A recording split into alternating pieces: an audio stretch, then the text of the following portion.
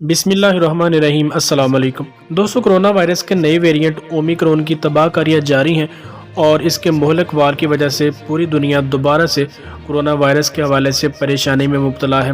पूरी दुनिया में पाबंदियों का सामना है लोगों को, और इस हवाले से आज पाकिस्तान में भी असद उमर की ज़ेर सदारत NCOC का इजलास हुआ, जिसमें कोरोना वायरस के फैलाव और उसके अलावा SOPs पर अमल दरामद के हवाले से तबादला ख्याल किया गया। और ये ऐलान किया गया कि 31 जनवरी तक जो थोड़ी बहुत पाबंदियां हैं वो दोबारा लागू की जाएंगी। और NCOC के इजलास में ये भी बावर करवाया गया कि जो 10% शरह वाले इलाके हैं, यानी जिन इलाकों में 10% कोरोना के नए वेरिएंट के केसेस आ चुके हैं, उनमें ये पाबंदियां लागू की जाएंगी, जिसमें शादी हाल, इज्तमात और इसके अलावा पार्क समेत दूसरे बहुत सी ऐसी जगह जहां लोगों का इज्तमा होता है, उनमें जो पाबंदी के इक़दाम हैं वो किए जाएंगे।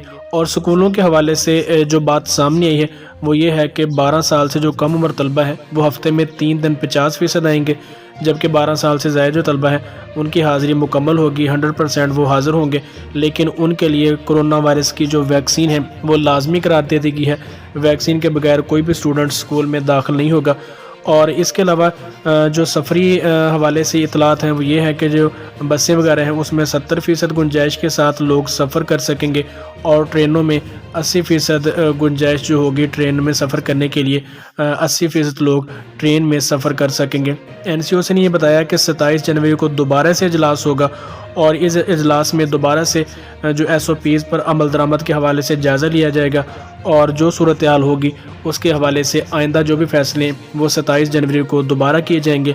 लेकिन स्कूलों के हवाले से ये खबर आ चुकी है कि 12 साल से जो कम उम्र बच्चे हैं वो 3 दिन 50% आएंगे और बाकी 3 दिन उनकी हाज़िरी मुकम्मल होगी। लेकिन जो 12 साल से अबव बच्चे हैं, 12 साल से बड़े हैं, उनकी हाज़िरी मुकम्मल होगी, 100% हाज़िर होगी पूरा हफ्ता। लेकिन वैक्सीन उनके लिए लाजमी है, कोई भी बच्चा वैक्सीन के बगैर क्लास में दाखिल नहीं होगा। आगे क्या अपडेट है और कोरोना के हवाले से स्कूलों के जो क्या फ़ैसले मुतवक्का हैं, वो जो भी नई अपडेट होगी मैं आप दोस्तों के साथ शेयर करूंगा। देखते रहिए मेरा YouTube चैनल। मिलते हैं किसी नेक्स्ट वीडियो में, तब तक के लिए अल्लाह निगहबान।